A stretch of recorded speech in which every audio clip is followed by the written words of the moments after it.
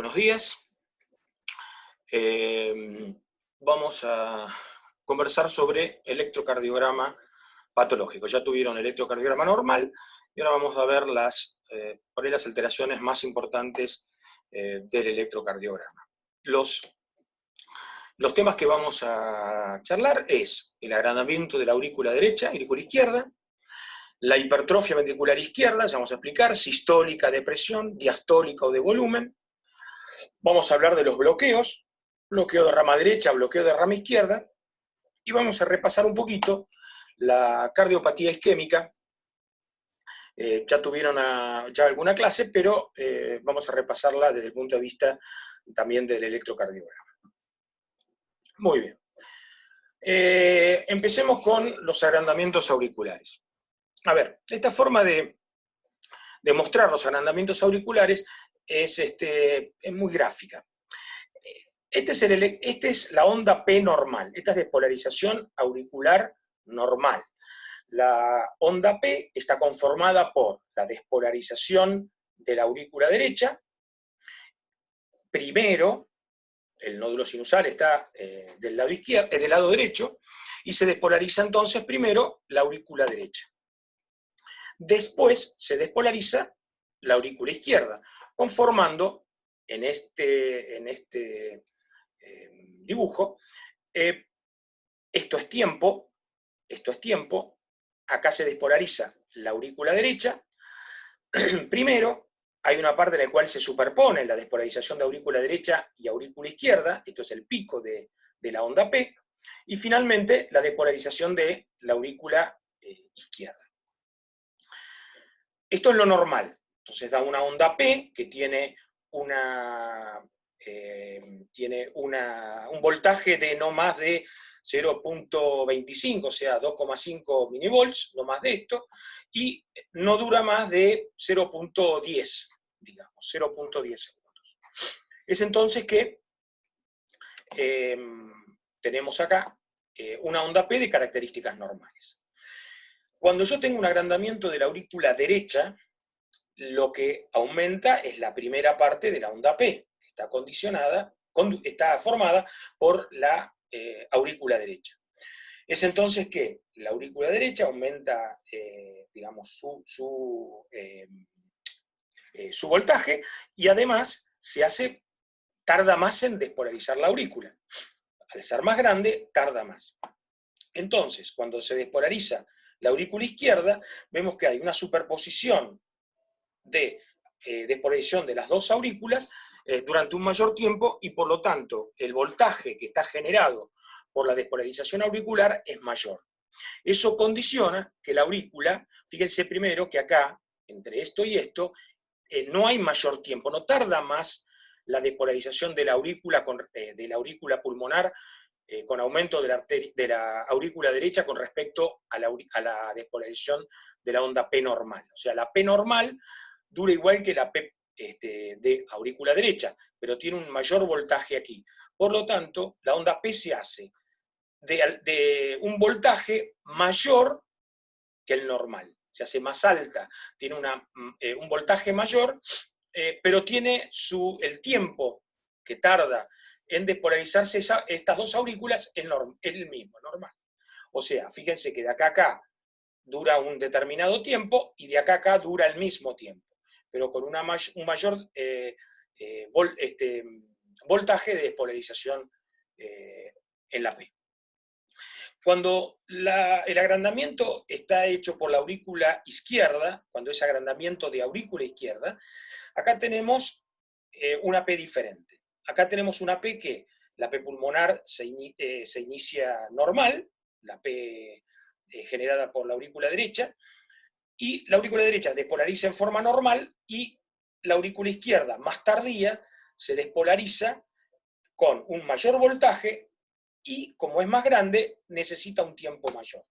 Es entonces que, fíjense que la superposición entre la despolarización de la aurícula derecha y la aurícula izquierda es la misma que el normal, pero tiene mucha más duración, con lo cual la onda P es más larga, dura más, no tiene mayor voltaje, tiene el mismo voltaje que el normal, Y además, como hay, digamos, se nota mucho la diferencia entre la despolarización de la aurícula derecha y de la aurícula izquierda, tiene como una melladura en su contorno superior que la hace muy característica. Entonces, tenemos un agrandamiento auricular derecho, que hace una onda P alta y picuda, y un agrandamiento auricular izquierdo que hace una P más prolongada y mellada en su contorno superior. Vamos a las imágenes. Bueno, acá tenemos un agrandamiento auricular derecho y un agrandamiento auricular izquierdo. Entonces, acá vemos la onda P, una P de agrandamiento derecho, que dura normal, pero es alta y picuda. Tiene un voltaje mayor a 2,5 milivolts y tiene un aspecto, fíjense, un aspecto más puntiagudo, onda P picuda. Onda P se la llama pulmonar, la P pulmonar, porque habitualmente son las patologías pulmonares que generan una hipertensión pulmonar las que son responsables de esta onda P. Con respecto al agrandamiento auricular izquierdo, acá vemos que la onda P no es más alta, tiene una altura, tiene 0,2 milivolts, pero es más larga, más prolongada en el tiempo, perdón, y además tiene una melladura en el contorno superior. Entonces, tengo la aurícula derecha, que es esta parte inicial, y la aurícula izquierda. La aurícula izquierda, que hace la segunda onda, y marca una despolarización auricular prolongada y mellada. Esto es la despolarización auricular izquierda por agrandamiento de la aurícula izquierda. Muy bien, sencillo. Lo otro, vamos ahora a los criterios de hipertrofia ventricular. La hipertrofia ventricular, vamos a hablar de la izquierda fundamentalmente, porque es primero, porque es más significativa y más frecuente. La hipertrofia ventricular tiene un aumento en la cantidad y en el desarrollo de las células musculares, generando una masa muscular del ventrículo izquierdo mayor. Entonces, esto genera una serie de alteraciones en el electrocardiograma que aunamos acá como los criterios de hipertrofia ventricular. Es lo que nosotros tenemos que ver en el electrocardiograma para hacer un diagnóstico de hipertrofia ventricular izquierda. Esos criterios son, primero, desviación del eje frontal hacia la izquierda. ¿Esto qué significa? En el plano frontal, en condiciones normales, el eje de despolarización, el eje frontal, está conformada por la despolarización del ventrículo derecho y la despolarización del ventrículo izquierdo. Ambos tienen un eje de despolarización diferente que cuando se unen, cuando se dan al mismo tiempo, dan como resultado un eje que se encuentra habitualmente entre 0 grados y más 90. Cuando hay una hipertrofia ventricular izquierda, el eje de despolarización del ventrículo, el ventrículo izquierdo en este caso, es más significativo, es más grande, por lo tanto, lleva el eje, que es el equivalente a la suma de ambos ventrículos, lo lleva hacia la izquierda, y a veces hasta hacia arriba, dando un eje de despolarización que en vez de estar entre 0 y 90, está siempre alrededor de 0, y a veces hasta menos 30 grados, llevando el eje de despolarización hacia la izquierda y a veces hacia arriba.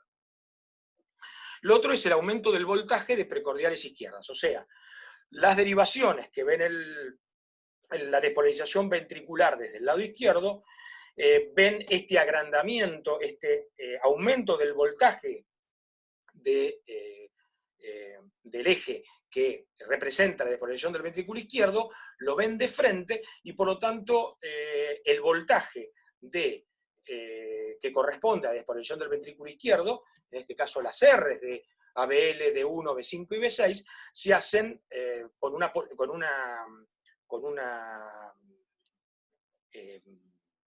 un aumento de voltaje bastante significativo.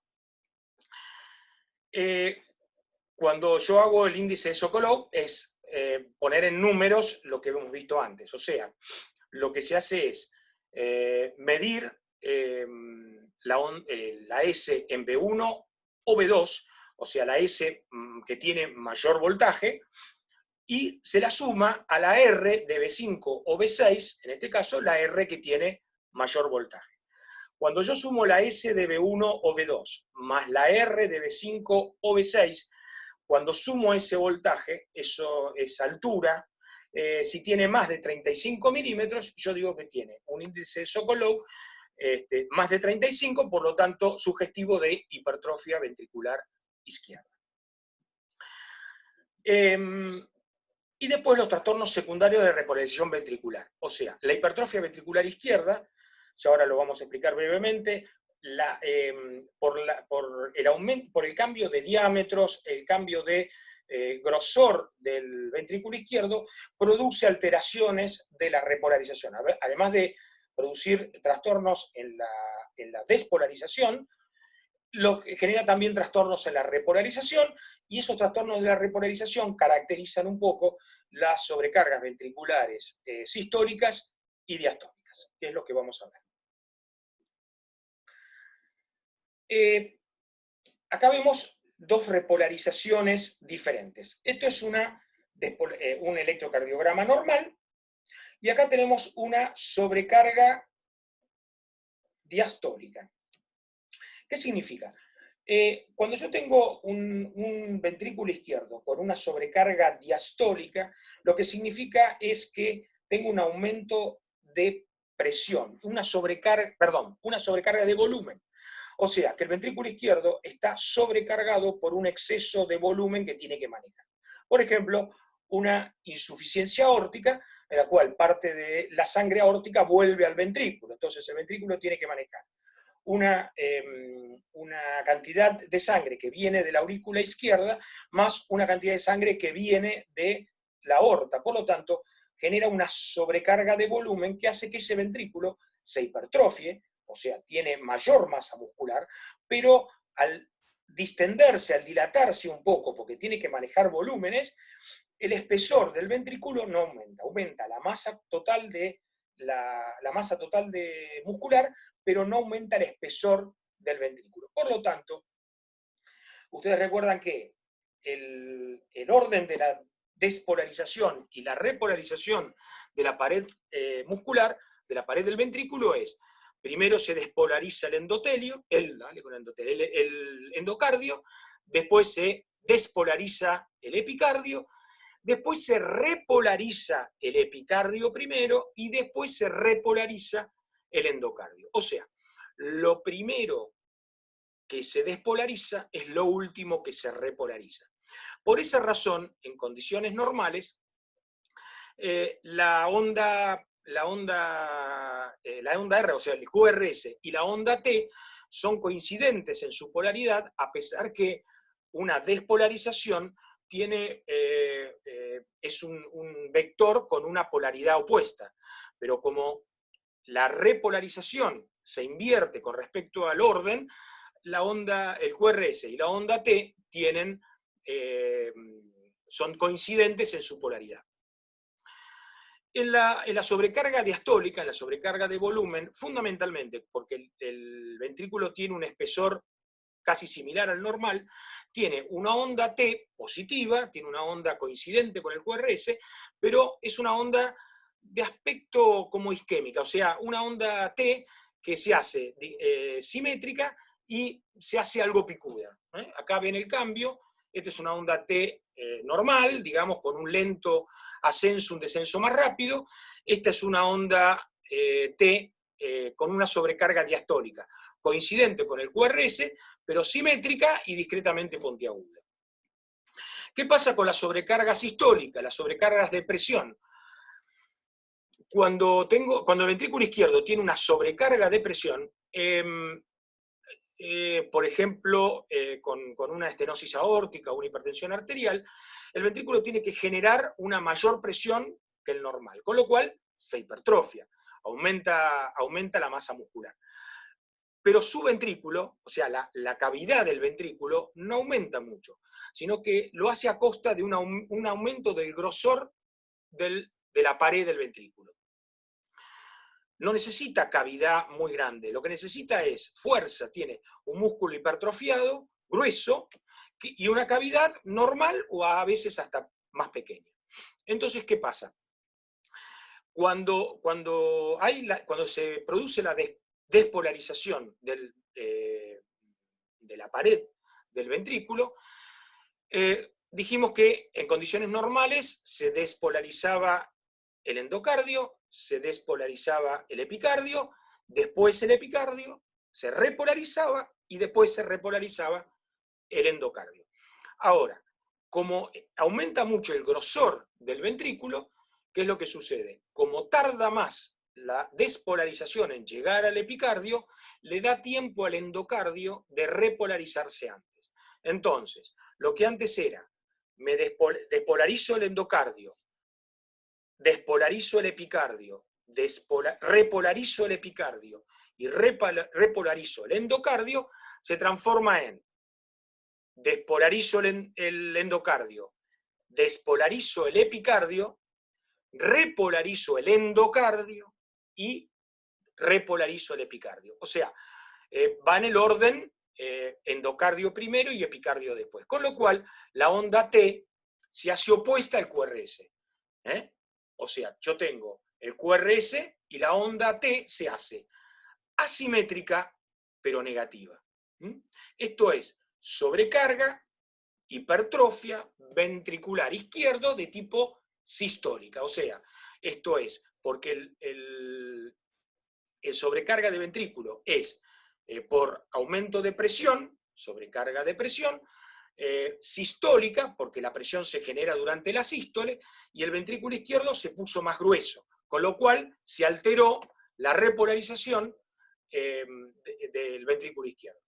En la sobrecarga de volumen, sobrecarga de volumen, se la considera diastólica, porque la patología está durante la diástole, que es cuando se llena el ventrículo izquierdo, y tiene una T coincidente, porque el espesor de la pared ventricular no aumenta, y por lo tanto no se altera la polaridad de la repolarización del ventrículo izquierdo.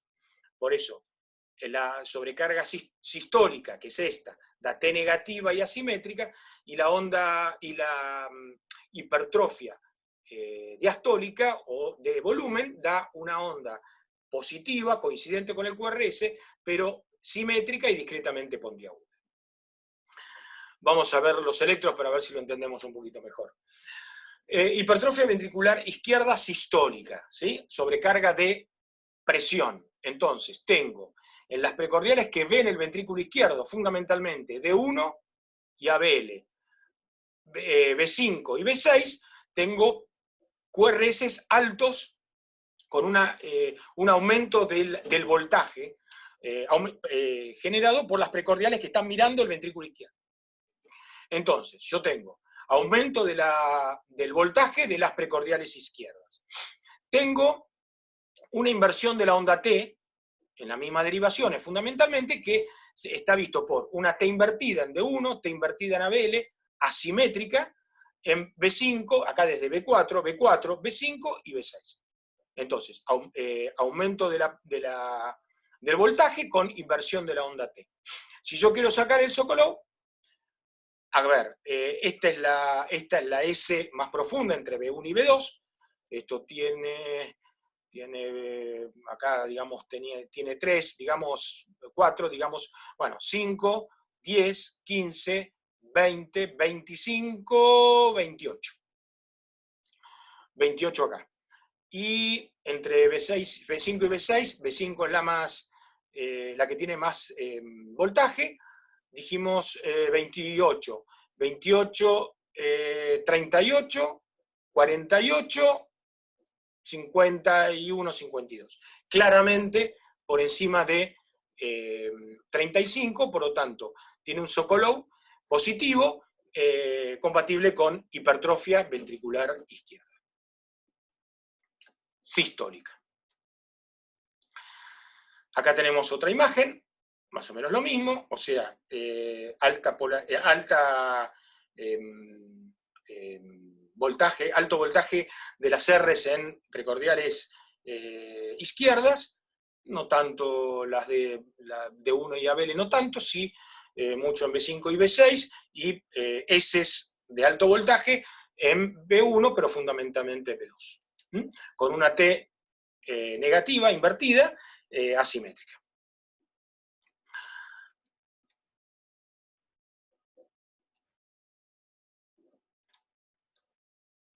Muy bien.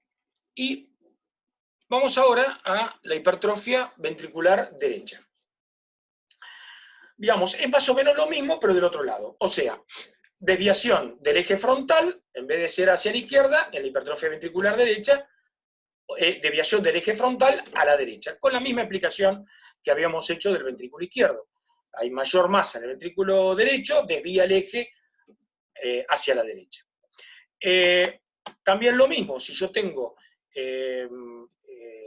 un eje que está yendo hacia la derecha, las precordiales derechas que ven de frente el vector de despolarización, se hace R, o sea, porque lo ven de frente, aumenta la R en las precordiales derechas y se hacen mayores que en las S. O sea, recuerden que en las precordiales derechas tenemos una R pequeña y una S profunda. Bueno, cuando hay hipertrofia ventricular derecha, crece la R y se achica la S.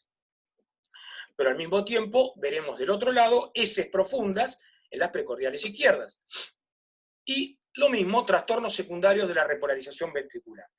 Teniendo en cuenta que el ventrículo derecho está acostumbrado a manejar volumen. O sea, el ventrículo derecho está acostumbrado a manejar cambios de volumen, se adapta fácilmente a aumentos de volumen, por lo tanto, en general no sufre mucho con trastornos, con aumento de volumen en el ventrículo derecho. Sí, con los aumentos de presión, con lo cual, en general, las hipertrofias ventriculares derechas están generadas por aumentos de presión y por lo tanto tienen una onda invertida, tienen T invertida, acompañando a la hipertrofia ventricular del lado derecho. Ahora lo vemos acá. Acá vemos un eje bien desviado hacia la derecha. Acá tenemos negativo isodifásica en D2. El eje está prácticamente en, yo diría, más 120, un poquito más todavía. O sea, está bien desviado hacia la derecha. Tenemos, acá fíjense, ni S tiene casi pobre, tiene R's sumamente importantes e inversión de la onda T, como si fuera una sobrecarga sistólica de presión del ventrículo derecho. Y tenemos S profundas en precordiales izquierdas, dando la imagen de agrandamiento ventricular derecho y también con algunos cambios en la repolarización.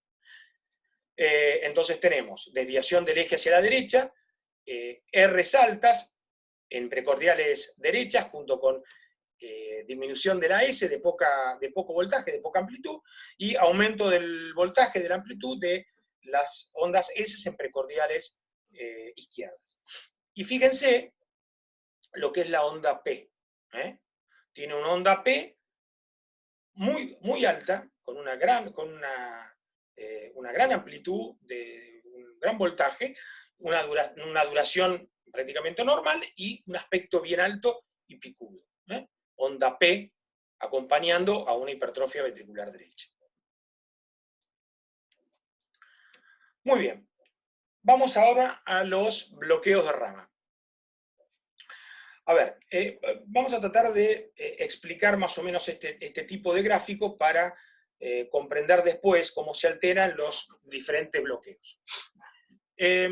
Acá tenemos lo normal, o sea, el impulso viene por acá, se pasa a las del lado derecho, a las del lado izquierdo, despolarizando los dos ventrículos al mismo tiempo. Cuando la despolarización viene por el septum, va más rápido por la rama izquierda, por lo tanto, el ventrículo izquierdo se despolariza de izquierda a derecha.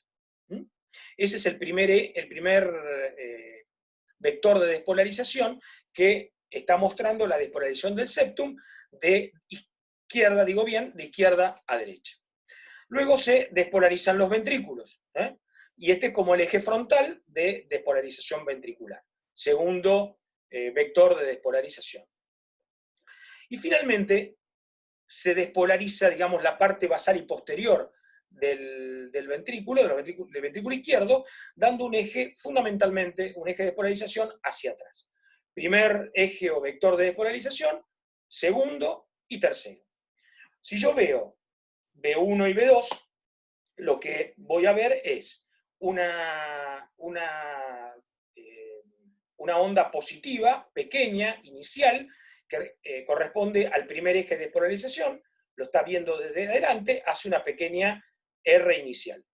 Este eje de despolarización es negativo, se va de las derivaciones, y por lo tanto hace en este caso una S, una deflexión negativa, una S. Que acompaña también la tercera deflexión, que es negativa también, porque se está yendo de las precordiales anteriores. Entonces, hace una R y una S. Esto es la forma de B1 y B2 normal. Cuando nosotros nos vamos a las precordiales izquierdas, vemos que este primer eje de polarización, habitualmente, a veces se inicia con una Q inicial, acá no la vemos, pero a veces una Q inicial, porque está viendo que se van, o es isodifásica, por lo tanto no se marca, por eso a veces no aparece la Q inicial. El segundo eje de despolarización lo ve venir, es positivo, deflexión positiva, la R, alta, y la última parte también de la despolarización ventricular posterior e inferior genera una S pequeña. Este eje de despolarización genera una S pequeña acá. Entonces tenemos RS en precordiales derechas y a veces una Q, R y una S pequeña en las precordiales izquierdas. Esto es despolarización normal. Si yo tengo un bloqueo de rama derecha, ¿qué es lo que sucede? Viene la onda de despolarización, va por la rama izquierda, por lo tanto se despolariza inicialmente el septum en forma normal, porque digamos el septum se despolariza de izquierda a derecha, se despolariza en forma normal, el primer eje de despolarización es normal, de izquierda a derecha, igual que el normal. Cuando el estímulo sigue por el haz izquierdo, despolariza el ventrículo izquierdo, generando la despolarización, el segundo eje de despolarización, que corresponde a la despolarización del ventrículo izquierdo. Por el músculo, por la masa muscular, viene la onda de despolarización más lenta, por eso tiene esta forma como de un rayo, o sea, esta forma mellada, viene más lento de izquierda a derecha, y esto ¿qué significa? La onda de despolarización está viniendo desde la izquierda hacia el ventrículo derecho y la despolarización del ventrículo derecho. Esto, por lo tanto, hace una despolarización, un eje que va desde la izquierda hacia la derecha. Y se despolariza finalmente la última parte, la parte superior y posterior del ventrículo derecho, dando una pequeña vector de despolarización que va hacia arriba y hacia atrás. Entonces, ¿cómo se ven estos cuatro? Fíjense que hay un vector de despolarización más que en el lado normal. Acá tenemos de precordiales derechas. Entonces yo tengo las precordiales derechas y veo el primer eje de despolarización, lo veo normal. Entonces, número 1, positivo, lo veo venir desde las precordiales derechas, entonces forma una deflexión positiva, una R inicial. Después viene el segundo eje de despolarización. Se va del ventrículo, se va de las precordiales derechas, le veo la cola al vector. Por lo tanto, hago una onda negativa, S. R pequeña, S. Después viene el tercer vector de despolarización, que es lento, grande, importante y positivo. ¿Por qué? Porque B1 y B2 lo está viendo venir. Como lo ve venir, es una onda positiva, y genera la R', o sea, una R inicial, S, R', y esta deflexión negativa también, porque está sumada a la R', porque también se le ve la cola y por lo tanto da una deflexión, acá puede dar una deflexión negativa y está montada dentro de la R'. Entonces, tengo precordiales derechas, R inicial, S, R', y como también hay alteraciones de la repolarización, tengo una onda T opuesta al QRS que lo conforma. Muy bien, estos precordiales derechas. Precordiales izquierdas, ¿qué hago? Yo veo el primer eje de polarización igual, una Q inicial pequeña. El segundo vector de despolarización lo veo de frente, positivo, R. Este eje de polarización lo veo negativo, porque estoy viendo la cola, y además, como decíamos, lento, y por lo tanto genera una S que por ahí no tiene demasiada amplitud, pero es prolongada. Se lo llama como S empastada, S prolongada. Es una S no tan amplia, pero prolongada. Esto lo que está mostrando es el tercer eje de polarización y el cuarto que también se está yendo. Con lo cual, si yo determino cuál es el patrón del bloqueo de rama derecha, es R, S, R' en precordiales derechas y S empastadas en precordiales izquierdas. Bloqueo de rama derecha. En el bloqueo de rama izquierda, acá tenemos otra vez lo normal para compararlo, hacemos el mismo razonamiento. El estímulo viene, se bloquea del lado izquierdo y sigue por el lado derecho. Entonces, despolariza el septum se despolariza en forma invertida, porque ya no se despolariza desde la izquierda hacia la derecha, sino desde la derecha hacia la izquierda. Por lo tanto, el primer eje de polarización va de la derecha hacia la izquierda, eje del septum.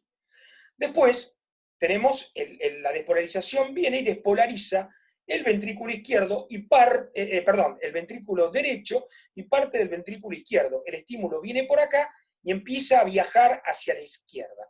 Es por eso que el segundo eje de despolarización va de derecha a izquierda, porque si bien también toma la despolarización del ventrículo derecho, está sumergida o oculta por el eje, la onda de despolarización que va hacia la izquierda y por la despolarización de la primera parte del ventrículo izquierdo.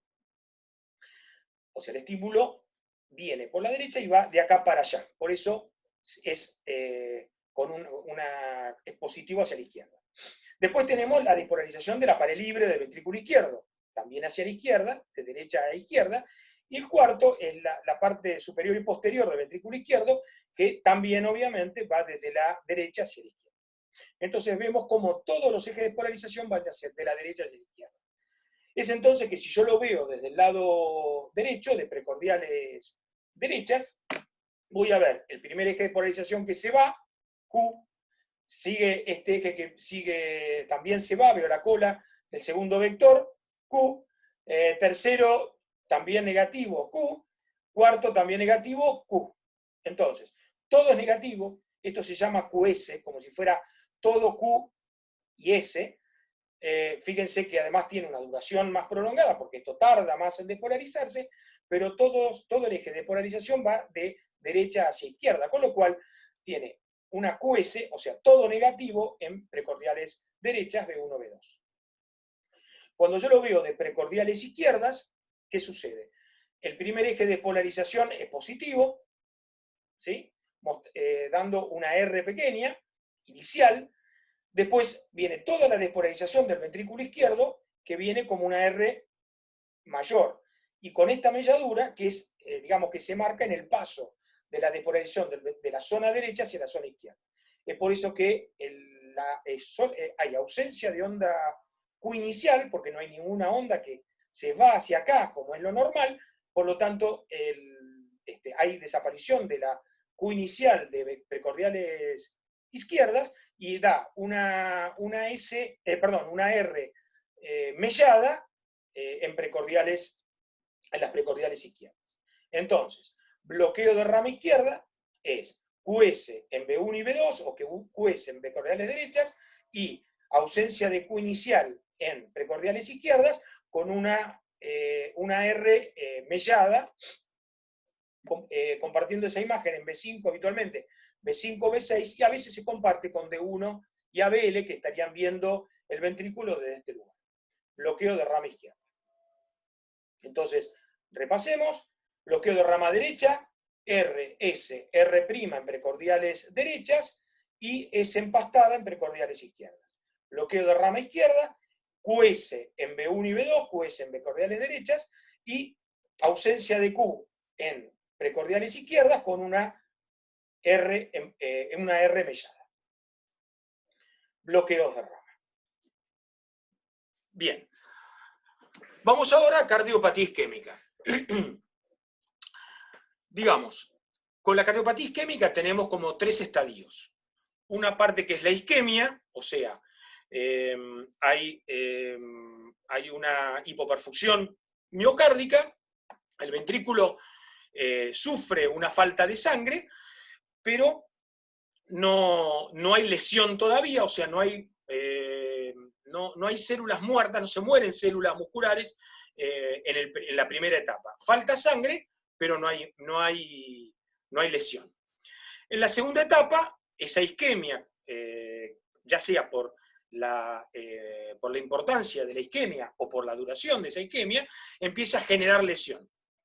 O sea, comienza a producir muerte de las células musculares. Y finalmente, después que se generó la lesión, después que se generó el infarto, esa zona se cicatriza y genera una imagen de necrosis, o sea, una cicatriz sobre el área previamente infartada. La isquemia se manifiesta fundamentalmente con cambios en la onda T. Isquemia, cambios en la onda T. Injuria o lesión, cambios en el ST. Injuria o lesión, ST. Necrosis, onda Q. Repetimos. Isquemia, onda T. Injuria, ST. Necrosis, onda Q. Y de acuerdo a cómo sea la isquemia, la injuria o la necrosis, que sea subendocárdica o subepicárdica, la imagen electrocardiográfica será diferente. ¿Cómo vamos a ver? En la isquemia dijimos que lo que cambia es la onda T. Cuando nosotros tenemos una isquemia subendocárdica, ¿sí? La repolarización no se altera, y por lo tanto la onda T,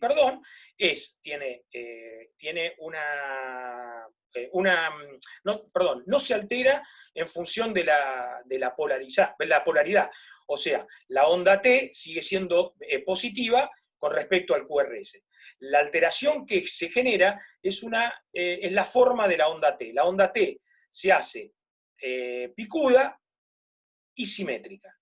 Isquemia subendocárdica de ventrículo izquierdo tiene una T positiva más alta, picuda y simétrica. Cuando yo tengo una alteración, una isquemia subendocárdica, ya tengo alteración de la repolarización.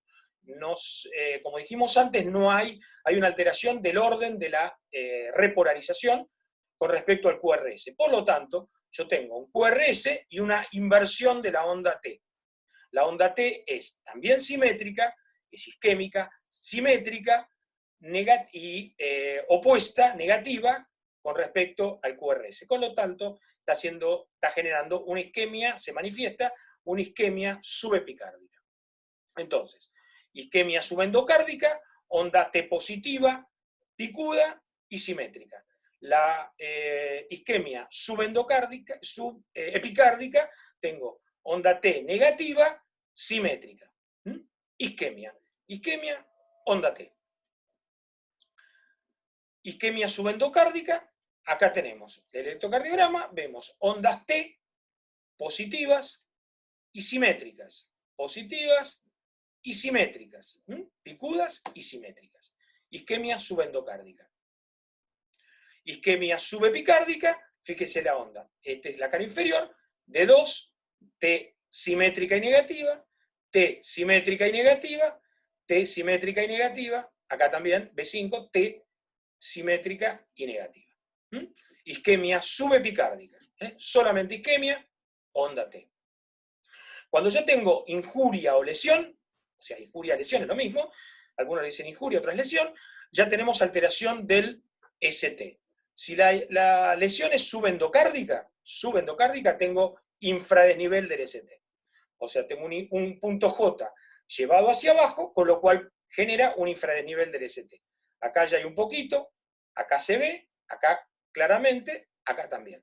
Injuria subendocárdica de cara anteroseptal, después vamos a decir dos palabras sobre las caras y las derivaciones. Entonces, lesión subendocárdica, infradesnivel del ST.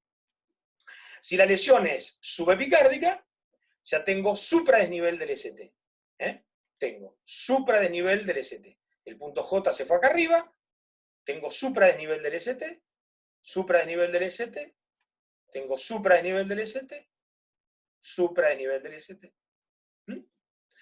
Entonces, lesión subepicárdica, supradesnivel del ST.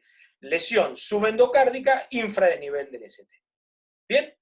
Isquemia, onda T, injuria o lesión, ST. Y cuando tenemos necrosis,